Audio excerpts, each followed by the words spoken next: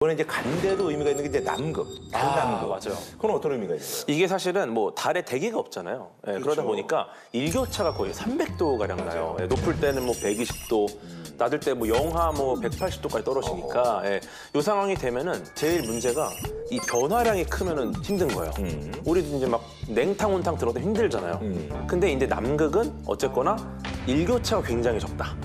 예, 그래가지고 일교차가 10도 정도니까. 그러니까 남극이 이제 일교차가 이제 적은 게 아무래도 이제 그 위치가 그렇죠. 밑에 있어서 그런 거예요? 네, 태양도 덜 받고. 네네네. 아하. 그러니까 구워지거나 안 받거나 이러는 게 아니라 적당하게 이제 살살 노릿노릿해지는 지점이죠. 아하. 예, 그러다 보니까 이제 이쪽에 있으면은 일교차가 작으니까 여기서 하면 좋겠다. 그리고 특히나 뭐 이런 우주선, 뭐 비행사, 기기들이 조금 버티기 좋은 위치니까 그쪽에 조금 더 여러 가지 뭐 우리가 탐사할 가치가 있는 것들도 굉장히 많을 수 있고 일교차가 작다는 게 굉장히 장점이 많습니다. 아하. 아까 그 뭐 우리 궤도씨 얘기 들어보니까 지금 이게 진짜 대단한 거라고 하더라고요. 엄청나죠. 인도가 사실은 뭐 이제 뭐 수학을 잘한다, 뭐 저기 뭐 여기 실리콘밸리 저기 CEO들 뭐 인도 출신이 많다, 뭐 이 정도만 알고 있는데 이렇게까지 강하나? 뭐 이런 생각이 좀 들었을 거예요. 실제로 보게 되면 이제 미국, 소련, 중국 다음 이어서 인도니까 네네네. 이거 좀 인상적이고요. 근데 그런 측면에서 저는 좀 기대하는 게 뭐냐면 사실은 이제 잘 아시겠지만 인도가 그동안 굉장히 오랜 기간 동안 제3세계의 중립주의를 좀 표방했던 나라잖아요. 그래서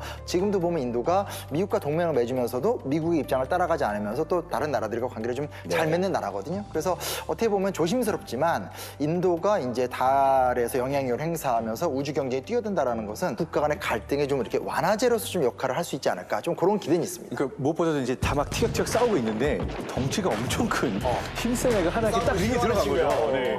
싸우지 마. 눈치 보게 되는 거죠. 야, 쟤는 어느 쪽 편일까? 러시아도 뭐 중국도 다 눈치를 볼 수밖에 없는 그런 새로운 맞아요. People, let us all wait from the Secretary.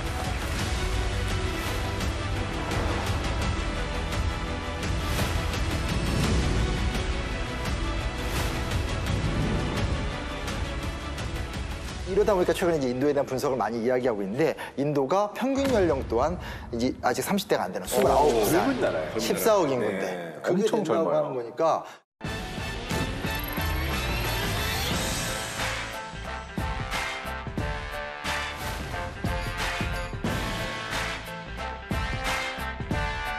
하긴 그 중국이 워낙 이제 그 저기 뭐 산화제한 같은 걸 이제 너무 강력하게 해가지고 그 후유증이 지금 나타난 상황에서 인도는 이렇게 젊은 나라라는 게 진짜로 진짜 무섭게 좀 와닿네요. 이공계 쪽에서는 오히려 인도가 언제 오지? 언제 치고 올라오지? 약간 기대감이 있었어요. 이게 2009년도에 네네. 인도의 첫 달 탐사선인 찬드라얀 1호가 달 먼지 표면층에서 실제로 얇은 물층을 확인했어요.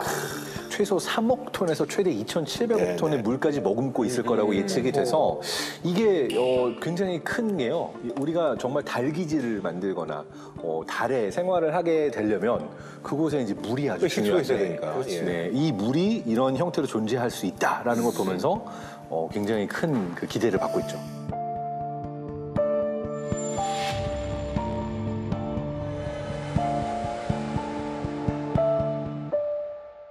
인간들이 관심을 갖는 이유가 이번에 이제 실용적인 측면에서 봤을 때 그 남극에 이제 뭐가 있는 거예요, 그러니까?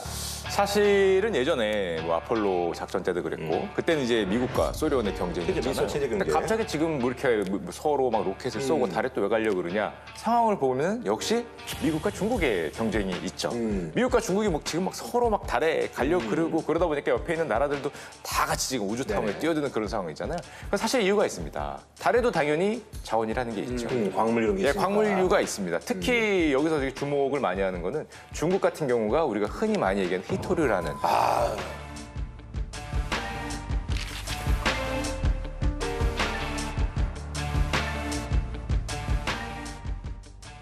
그걸 쥐고 많이 지금, 들으셨죠? 쥐고 안 놓잖아요. 그게 중국이 세계에서 제일 많이 갖고 있어요. 네네네. 전 세계 이제 매장량의 60% 정도. 그리고 이 히토류를 정제하는 데는 조금 환경오염이 좀 많이 들어갑니다. 그러다 보니까 중국이 뭐 거의 대부분을 해요. 전 세계 히토류 정제 대부분을 하는데 그러니까 사실 이제 매장량도 많고 사실 이제 다른 데서 할 수도 있었는데 다른 데서는 자기 손에 속된 말로 해서 피 묻히기 싫으니까 야, 그건 니네가 해. 약간 환경이 오염이 많이 되는 이제 그런 산업이거든요. 그러다 보니까 중국이 전 세계 한 80% 정도 이 정도를 하기 때문에 히토류의 뭐 최강자인데 지금 미국과 중국이 싸우니까 미국은 뭐 반도체 끊겠다. 그럼 중국은 나도 뭐 끊을 거 없나? 그러니까 요즘에 또 히토류 갖고 많이 흔드니까 미국 입장에서는 만약에 이런 히토류 같은 자원을 외부에서 가져올 수 있다면 뭐 압도적인 유리한 고지를 차지할 수 있겠죠. 이런 우주하면은 요즘 이제 그 나라 간의 어떤 그 경쟁보다는 일론 머스크가 많이 좀 떠오르거든요. 예. 그래서 세계 최고의 부자들이 사실 이제 뭐 밖으로 나가려고 하죠. 여기서 밖이란 이제 우주죠. 예. 이게 가장 최근에 보이는 가장 놀라운 어떤 네. 사태 중에 하나인데요. 일론 머스크가 스페이스X를 통해서 민간 기업이 우주로 가는 걸 성공하는 모습을 보여줬잖아요. 네네네. 3, 2, 1, and liftoff.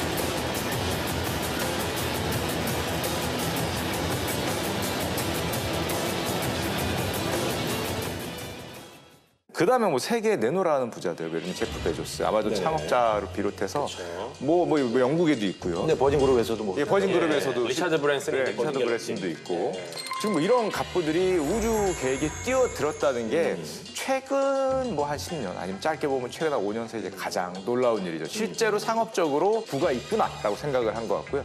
아직까지는 주로 관광입니다. 주로 관광. 주로 관광인데 이 스페이스X는 본격적으로 이제 우주 셔틀이나 아니면은 뭐 달에 가서 뭐를 가져올 수 있다는 가능성을 보여줬기 때문에 모르죠. 지금 워낙에 짧은 상태이기 때문에 이런 민간 기업들이 뛰어든지가 만약에 성공이 된다면은 정말 뭐 엄청난 시장이 열리겠죠. 그럼 이게 달에서 가져오면 이게 소유권이라든지 이런 것들은 뭐 당연히 뭐 그냥 갖고 온 사람이 이제 임자가 되는 거네요. 사실 미국은 지금 스페이스X 이런 걸 통해서 많이 왔다 갔다 할 수 있잖아요. 그러다 보니까 진짜 실현할 수 있겠다 이런 생각을 하니까 요즘에 법 제정을 하려고 시도를 하고 있습니다. 실제로 제정된 법도 있고요. 가져오면 우리 거 이제 주로 이런 내용이 좀 많이 들어가 있죠. 뭐 기업이 캐오면 기업 거다. 인정해주겠다. 네, 뭐 이런 식으로 2015년에 이런 걸 또 정해가지고 네, 뭐 되게 다양한 또 변칙 플레이 하고 있지 않나. 네네. 네.